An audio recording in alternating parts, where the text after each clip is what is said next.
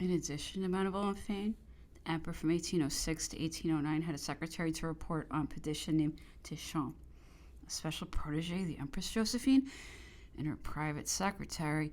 He was, by calling a poet, and it took any of the duties that walk in life from the words of Ossian or the bards in opera in 5 acts to those of La Succession, a comic opera in 1 act. Napoleon assigned him a salary of 12,000 francs, but he never had appeared to require his services. Much more important, although only occasionally and not at first, were the secretaries to the cabinet when the emperor instituted these offices on Vendemiaire 30th, year 8. It was his intention that the two secretaries to the cabinet, both of them counselors of state, should be the immediate recipients of his views, one on everything which concerned the army and the fleet, the other on everything which belonged to the interior and to finance. He had only appointed one of these officers clerk, whose intellect he had valued from the time of the first Italian campaign, during which also he had the opportunity of forming an idea of his character. Clark was of an ancient Irish family, for a long time attached to the service of France. His great-uncle, Monsieur de Lis, had been lieutenant general at Cordon Rouge. His father was a major in Bulkeley's regiment with a colonel's commission. His uncle, Monsieur Shea, was secretary general of Hussars and a favorite of the Duke of Orleans, who was most active in helping forward his career. Protection of the Dukes of Fitzjames had put him in the way of 2 pensions, one of 300, the other of 200 livres, but the protection of the Shea procured him the rank of captain substitute in the regiment of the Orleans Dragoons. As for himself, he possessed that which leads on to success even more than ambition, the faculty of conveniently dropping his protectors when they had ceased to be useful. In this way, he let slip the Duke of Orleans, Custine, Carnot, and his own wife, a citoyenne above the average, as he boasted that he had married during the Revolution, who served him as a certificate of civicism, and whom he divorced as early as 1795. In the same way, he dropped everybody and everything. At this moment, he was all for Bonaparte and for Napoleon, and to obtain employment, he neglected no opportunity, nor any application, at the risk of even seeming important. He succeeded in getting his place and his title with the large salary of 25,000 francs, but the inconvenience of having to go and look for him when he wanted to dictate to him soon brought the emperor back to Meneval. And in the course of the campaign of 1805, in which Clark had followed him, he appointed him governor of Vienna.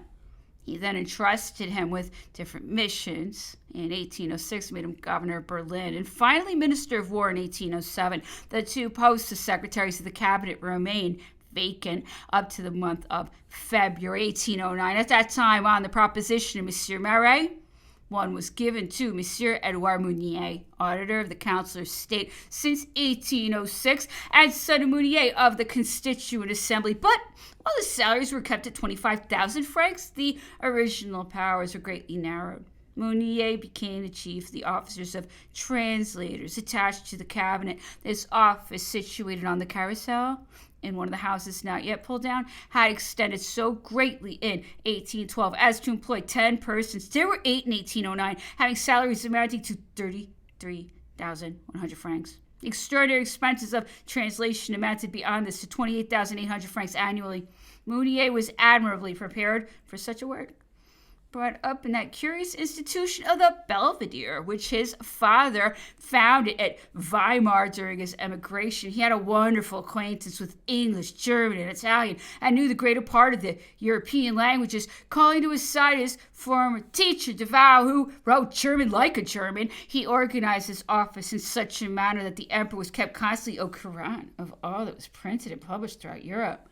He accompanied headquarters in the campaigns of 1809, 1812, and 1813. He received in 1809 the decoration of Knight of the Legion of Honor. In 1810, the title of Baron, an allowance of 10,677 francs from the domains of Swedish Pomerania, and the rank of Master of Requests. In 1811, a share of the Journal de l'Empire. In 1813, the Gold Eagle of the Legion, the decoration of Commander of the Réunion, and the post of Intendant of Crown Buildings. This proves that the emperor appreciated his services.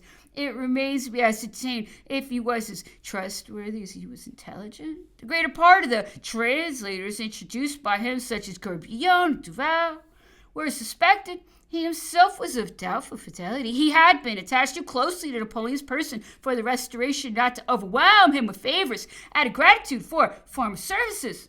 The second place as Secretary of the Cabinet was not occupied until 1810, and then by Monsieur de Ponton, one of the most distinguished engineer officers who made his first appearance with the Army of Italy.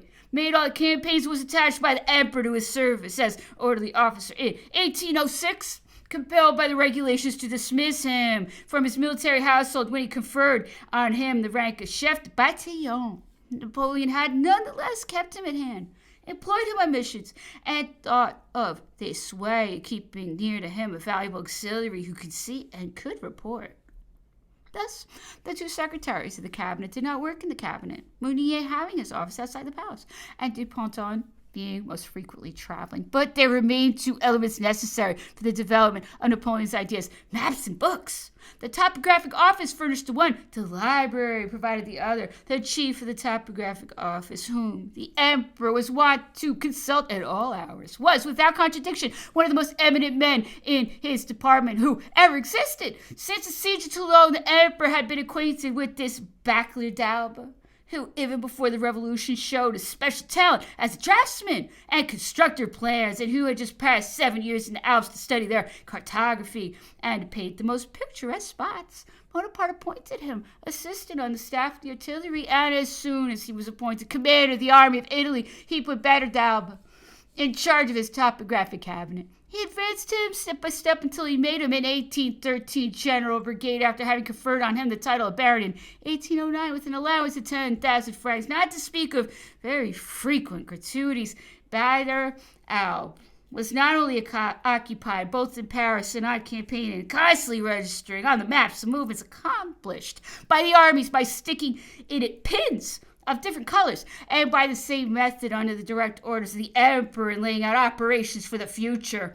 For Napoleon, he was, if one may so speak, a realizer of the map, endowed with a magical facility. He was capable of representing simply from the map and without the mistake of a line the panorama of the places where the emperor reckoned on giving battle. On these hatchings, on these curves, on these points of black and white, he saw and made others see, existing as a nature, not an abstract country, but as it were the living country of future campaigns. He at once invented or rediscovered that method so justly in favor at the present day. He applied genius to it, and as a painter he has left some representation of his times which are among the most interesting to be met with.